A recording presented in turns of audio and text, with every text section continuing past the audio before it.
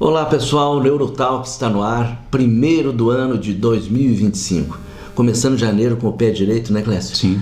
Esperamos que esse ano seja especial para todos, que a gente consiga manter o nosso programa no ar o ano inteiro, com muitos assuntos interessantes. Com muita luta. E com novidades, né? Sim. A gente está criando um programa diferenciado também, que vai vir por aí, para intercalar junto com o nosso tradicional. Novidades. Então, tá? E umas histórias legais, né? Boa, pelo que eu sei. boas histórias. Mas hoje a gente vai falar sobre desemprego no autista adulto. Isso.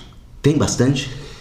Segundo pesquisas do IBGE, 85% da população autista adulta está desempregada. É muito. É muito. É muito. Tá? E aí é uma coisa interessante para a gente analisar e para a gente conversar, Céu, porque saindo do contexto do autismo, o que acontece com o ser humano? O ser humano é um indivíduo que nasceu para construir e para criar. Isso é inato do ser humano. Tá? Um bom exemplo para o telespectador é o seguinte: fique em casa 3, 4, 5, 6 meses sem fazer nada para ver como a sua cabeça fica. Eu fico 2, 3 dias, eu tenho que fazer algo. Então o que acontece? Qual é o desdobramento disso? O desdobramento disso ele potencializa características e comorbidades muito negativas na pessoa na condição autista. A primeira delas são as comorbidades neuropsiquiátricas. Então você vai ter adultos que começam a desenvolver quadros depressivos, quadros de ansiedade, em virtude de não conseguir se sentir participativo e produtivo dentro do contexto social. E útil em si, né? E útil numa sociedade. Tá? E a segunda questão é que você passa a viver uma situação de vulnerabilidade. Por quê? Cara, a gente tem que pagar boleto. Tá? Então o que acontece? Né? Eu, autista, não tenho emprego, não tenho trabalho. O que acontece? Por um tempo da minha vida, talvez eu vá ter alguém que vai me sustentar. Então eu sou teu irmão e tu vai me ajudar. Tá? Isso quando já não tem mais a família, né? Nós estamos falando do adulto que já saiu de casa. Exatamente. Só que o céu não vai durar para sempre, tá?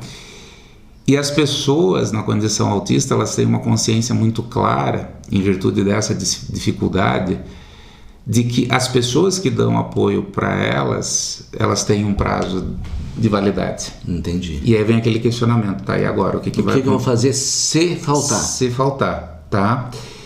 Então, assim, hoje nós temos um problema muito grave, é um problema, 85% é um problema epidêmico, tá? Porque nós temos aí a cada 10 autistas adultos, 8,5 fora do mercado de trabalho. Nós temos hoje um espaço social que não está preparado para acolher e para incluir pessoas na condição autista, tá? Apesar de a gente ter uma lei que dá uma prevalência a pessoas com necessidades especiais, tanto no poder público, em cargos públicos quanto privados, não existe esse preparo, tá? O conceito de que você é um adulto autista e que você conseguiu se conduzir na sua vida até então você tem que dar um jeito a partir de agora, ele prejudica muito esse processo. Tá? Quando tu fala da lei, entra nas cotas? Tanto na iniciativa privada quanto na pública, na privada você tem uma cota para pessoas com necessidades especiais. Tantos funcionários tem que ter. Isso, e aí envolve qualquer necessidade especial, tá? Pode ser física, mental, etc. E nos concursos públicos você tem uma cota específica para PCD. Certo. Tá? Agora veja como nós não estamos preparados. Quando você vai fazer um concurso público, você precisa apresentar toda uma documentação e tal, parará. E dependendo do concurso público, do estado, do cargo, além de apresentar essa documentação, você tem que passar por uma banca. Uma banca médica. E é uma banca que muitas vezes reprova. Ele não vê como autista? Não. Tá? A banca não vê a pessoa autista como sendo um ser autista. Mesmo documentada com tudo, tá? E eu estou falando de uma coisa que eu convivo frequentemente em virtude do meu trabalho, certo? E na questão da iniciativa privada, você acaba muitas vezes dando até preferência para outras necessidades, tá?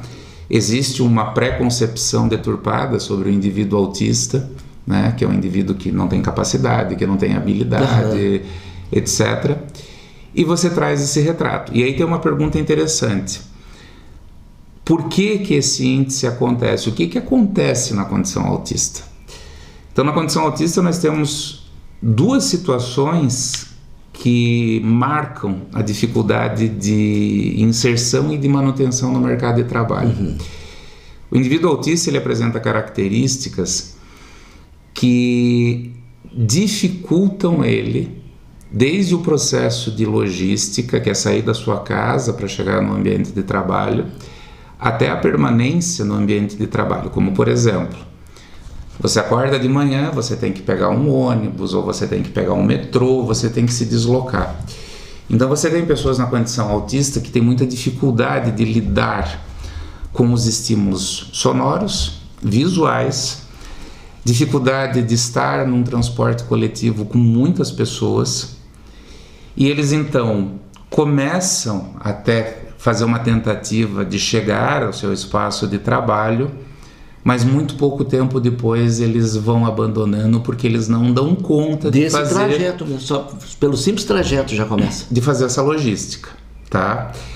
Aquele indivíduo que consegue um trabalho perto de casa, que não tem que passar tanto por isso, ele vai enfrentar uma outra barreira. A barreira de, por exemplo, sentar numa sala em que 4, 5, 6 pessoas estão juntas e que vai ter mais barulho. Sentar numa sala em que não existe uma cortina, que a iluminação do sol vai estar batendo direto e que vai provocar uma hipersensibilidade visual. A hipersensibilidade é só para o claro ou para o escuro também? Ela é mais para o claro. Mais para o claro. Mais para o claro, tá? Uma grande dificuldade que o indivíduo autista tem, tu me dá a função de preencher esse papelzinho certo. Aqui, essa é a minha função. Aí amanhã tu diz assim, não, Clécio, tu não vai mais preencher o papel, tu vai pegar o celular aqui e tu vai fazer isso. Vai pro computador agora. Esta mudança para muitos autistas, ela é muito difícil, tá? A quebra de rotina, a quebra da padronização, a quebra da sistematização de um autista, ela é muito difícil. Então, quando nós falamos de um processo de inclusão, nós não podemos ter uma mentalidade pobre de crer que simplesmente eu vou abrir a porta e vou botar a pessoa na condição autista sentada aqui para trabalhar. As empresas, elas precisam ter a consciência de que elas vão acolher profissionais sim competentes, sim de uma boa capacidade de desempenho, porém pessoas que precisam de ajustes logísticos, estruturais, tá? E que precisam de uma condução específica para suas características. Certo? E é esse processo, Céu, que acaba não acontecendo. Então, o indivíduo, ele muitas vezes, ele entra, ele é selecionado, mas ele não consegue ficar. Não se adapta àquele trabalho. Exatamente. E não é um não ficar porque eu não quero mais trabalhar ou eu não quero mais brincar. É um eu não consigo ficar porque o ambiente, a estrutura em si, a dinâmica funcional daquela organização que eu estou participando, ela vem batendo de frente com as características, justamente as características que me fazem ter uma necessidade de inclusão e que não são ajustadas. E às vezes nem ele sabe, né? Ele chega naquele local, ele vai pensar que está certo. Sim. Até, como tu falou, até cansou daquela rotina, deu para ele. Mudou a rotina, deu. Exatamente isso. E o que mais destaca, e a gente que trabalha com isso dia a dia, nós temos um público dentro da condição autista tardia de uma capacidade excepcional, tá?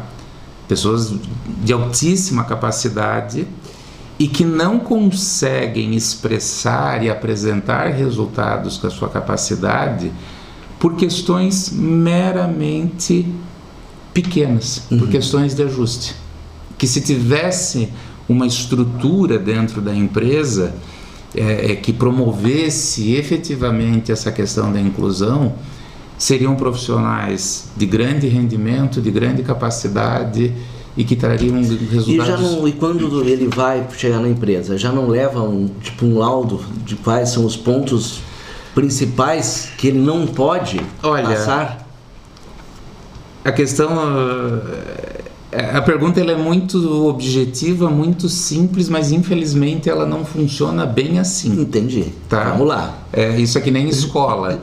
Você tem uma criança que tem um problema, os pais precisam praticamente fazer uma peregrinação, inclusive judicial, para conseguir ajustes para os seus filhos na escola. Sem dúvida. Sim, a pessoa que se candidata a uma vaga específica dentro da condição autista, é muito comum ela apresentar o seu laudo, tá?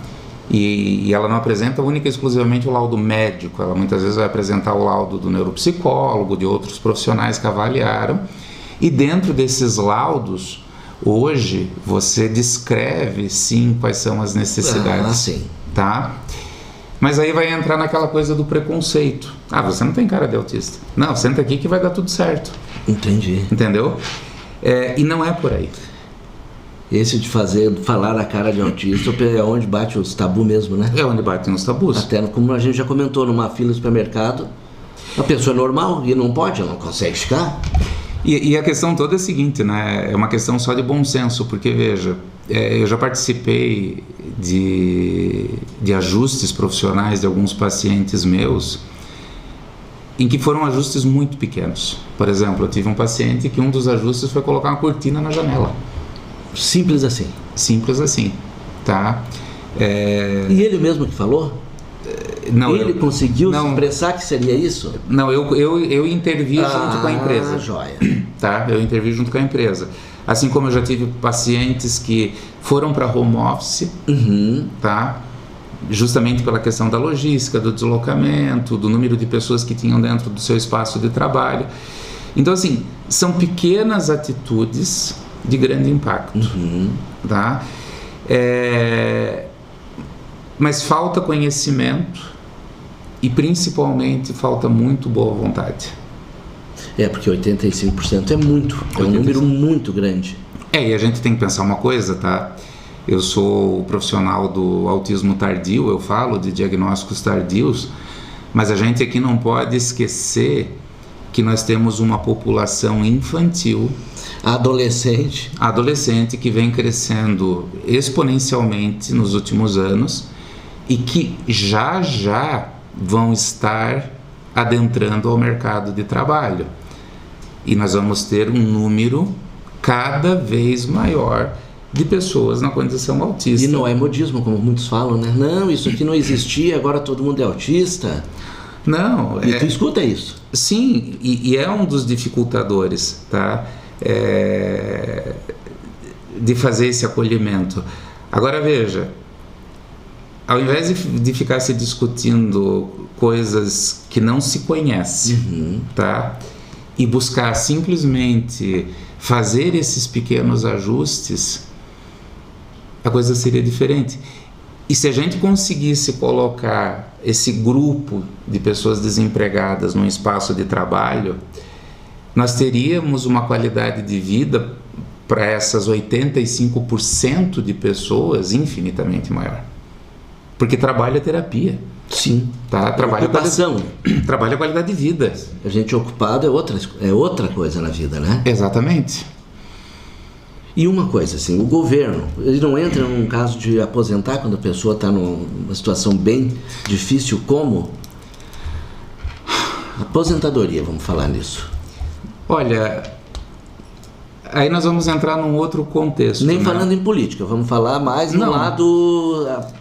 eu comprovei, eu não consigo? Eu consigo me aposentar? Muitas pessoas que buscam o BPC... Certo. Tá? Não conseguem, porque da mesma forma que quando passa pela banca no concurso público não são consideradas pessoas autistas, no BPC, na perícia do INSS, elas são descartadas porque não se considera, tá? E isso tem inúmeros casos, e quem estiver assistindo, que quiser comentar aqui, pode comentar. Então, o que acontece? as pessoas vulneráveis no Brasil, e agora eu vou ampliar, vou falar de autismo, Sim. de deficiência física, de um monte de coisa, elas são vítimas de uma estrutura política e logística mal feita, tá? Que tenta buscar o máximo possível a anulação do benefício para não falir o sistema do Estado. Ponto. Entendi. Tá? Bem resumidamente. E isso não é só com o público autista. Não. Isso são com várias pessoas. Tem exemplos de doenças comorbidades que a pessoa recebia e principalmente cancelaram, e a pessoa não vai morrer. Exatamente. Ela vai morrer nesse caso. Tá? Então, assim, é o que eu digo da lei brasileira. Nós temos uma lei hoje única no mundo de processo de inclusão, tá? Uma lei muito bem escrita. Sim. Tá? Mas é uma lei muito pouco praticada. O que acontece no Brasil hoje, e quem está na condição autista ou tem um familiar na condição autista sabe exatamente o que eu estou falando. Quando você precisa trabalhar na busca de um processo de inclusão, muitos precisam judicialmente Entrar judicialmente para desde processos escolares até uma terapia? Terapia também? O processo terapêutico, ele não se judicializa tanto. Sim. Tá? O que você judicializa muito é processo de inclusão escolar, que muitos pais acabam tendo que entrar para poder ter os direitos dos seus filhos. Concursos públicos, quando você é reprovado, né, na tal da banca, em que você tem que entrar com recurso para poder participar do processo. Essas questões são muito judicializadas, tá? Agora, o processo terapêutico não, por quê? Porque teoricamente o Sistema Único de Saúde oferece. Mas ele oferece, mas tu tem crianças, por exemplo, que ficam mais de 1 ano, 2 esperando na fila para um processo de avaliação ou para um processo de início. Foi o que a gente já falou, né? Que coloca lá 8 horas por dia, e não é isso, não é uma realidade, né? Exatamente isso, tá? Então nós temos um processo de inclusão, ao meu ver, de vitrine. Então quem olha a vitrine acha aquilo tudo muito lindo. Bonito, tá tudo muito bonito. Nós temos, tá aqui a lei, olha só. Exatamente. Somos um exemplo mundial. Tanto que nós vivemos agora recentemente a Câmara dos Deputados retirando o BPC de pessoas na condição autista com nível 1 de suporte. O nível 1 é porque nós temos os 3, né? Retirando do nível 1 de suporte o direito de redução de impostos para aquisição de carro. Tá? O Senado fez a aprovação da lei e aconselhou o presidente Lula a sancionar, e ele sancionou. Sim. Certo? Mas isso é um demonstrativo do como funciona o processo, tá? E aí vem aquela velha discussão, não, mas para quem precisa mesmo é o nível 3 de suporte. Gente, o nível 3 de suporte eles precisa. Eles só batem no 3 mesmo. Óbvio, mas você vai ter pessoas que são nível 1 e nível 2 que vão apresentar dificuldades extremamente severas de sobrevivência. Sim. Tá? E isso tem que ser avaliado e não julgado. Aí que eles falam, né? Não tem cara de autista. Não tem cara de autista. No nível 3, tu vê já na fisionomia, no jeito da pessoa, né? Ele é mais visto. Sim. E o nível 1 e 2 não. Exato. E daí tu não vê, daí eles vão dizer, não, isso aqui não risca. Exatamente. E a pessoa sofre tanto quanto a outra. Então nós teríamos que ter aí uma mudança muito grande. Você tem hoje, por exemplo, algumas empresas de iniciativa privada que já estão trabalhando com processos de inclusão, estão buscando conhecimento, estão buscando formas diferenciadas, isso é muito positivo. Você tem entidades públicas que também já estão fazendo um processo legal, mas a gente tem que considerar o seguinte, o nosso país é enorme, é gigante. Tá? Então nós estamos falando de ilhas perdidas num deserto gigante que é esse nosso país. E aí você tem essa população que está à deriva. Nós temos exemplo em Lages, um colégio, não vamos dizer nome, né? Mas que tem funcionários autistas trabalhando, até a gente já citou, que um dia que ela foi num evento, sim, que daí no outro dia deu uma crise, mas ela, descobriram o lugar, ela trabalha lá e perfeito. Perfeito. Se ela precisa usar um abafador, ela usa um abafador. Exatamente. E está trabalhando e o rendimento é espetacular. Exato. Sabe? Então é só adequar. É o ajuste. Eles ajustaram. Só o ajuste. Tá? É só o ajuste. E o que fazer? Porque nós estamos vendo o problema. O que tu diria? O que nós podemos fazer para resolver? Olha, uma coisa que eu costumo colocar muito nas minhas redes sociais, Céu, é assim, ó, a comunidade autista, ela precisa estar cada vez mais unida. Certo. Ainda não tem não, existe uma associação, algo assim? Existem muitos grupos muito fortes e tal, mas essa união ela tem que ser muito consolidada. A discussão sobre nível de suporte 1, 2 e 3 ela tem que parar. Nós temos que ter muito claro que nós estamos falando de pessoas na condição autista, ponto. Não vai ter mais colocar 1, 2, 3. Se o João tem uma necessidade de suporte maior do que a Maria, vamos lutar mais pelo João. Mas a Maria precisa, são autistas. Mas a Maria precisa de luta também, tá? Então, assim, e é essa comunidade, tanto que quando a Câmara dos Deputados retirou o benefício, no mundo virtual... Isso foi ano passado, 2024? Não, foi agora, 2024, final do ano. Nossa. Tá? A comunidade autista se movimentou e tudo, e o Senado fez o que fez. Tá? Então, o que nós temos que ter claro é o seguinte, a comunidade autista ela pode ter muita força. Tá? Só que essa força, ela vai ter uma magnitude adequada e efetiva se existir um discurso coeso e uma luta pelo autismo. E permanente. Se tu lutar um pouquinho e parar, já não vai adiantar também. A diferenciação entre autista nível 3, 2 e 1 é uma competição interna. Isso não leva a nada. Tá? É o que eu falei agora há pouco. A população infantil e adolescente, daqui a muito pouco tempo, vai ter uma necessidade de entrar no mercado de trabalho. Anos. O adolescente, com 19, 18, hoje o pessoal quer trabalhar, ele quer, precisa. Exatamente. Então, assim...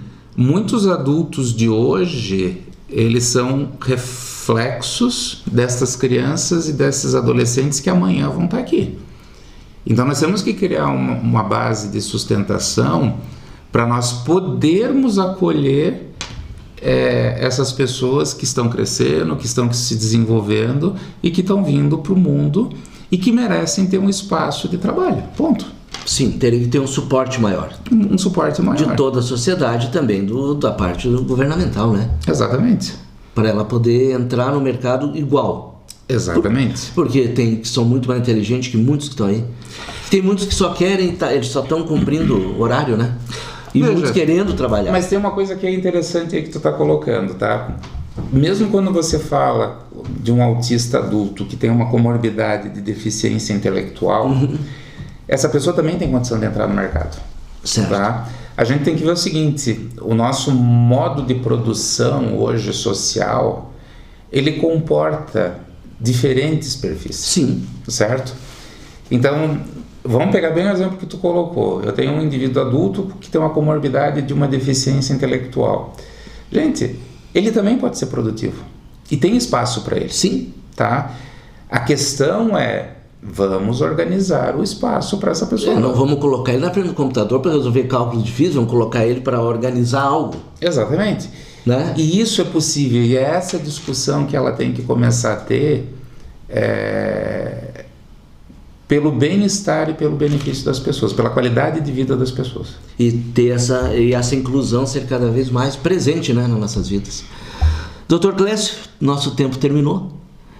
Seja bem-vindo a 2025. Sim, muito obrigado. E que a gente possa estar juntos, felizes e levando informações, principalmente essas importantes, que hoje foi um assunto que a gente não tinha nunca nem abordado, né? E é interessante você que está nos ouvindo comentar. Traga o seu comentário nas nossas redes sociais do Nova Era, do Não Foi Ontem, porque eu estou falando de coisas que muita gente passa. Muita gente passa. E muito dentro de casa que nem vê às vezes, né? Exatamente isso. Pessoal, feliz ano novo, que Deus abençoe. E grande abraço a vocês. Semana que vem junto novamente.